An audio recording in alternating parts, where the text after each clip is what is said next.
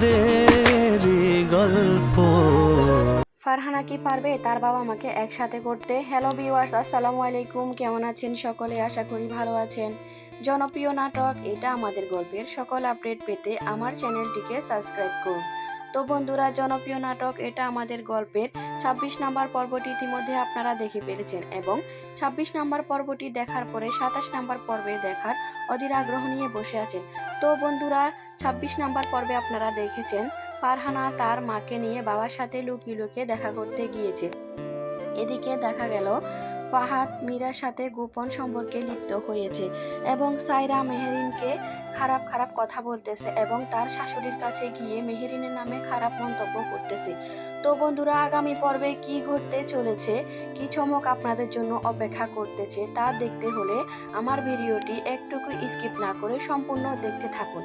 মেহেরিন কি পারবে তার শাশুড়ির মন জয় করে নিতে এবং সাইরা কি পারবে মেহেরিনের সম্পর্কে তার শাশুড়ির কাছে খারাপ খারাপ কথা বলে তাকে খারাপ করতে, নাকি পারহানার মার কথা তার মামা জেনে যাবে?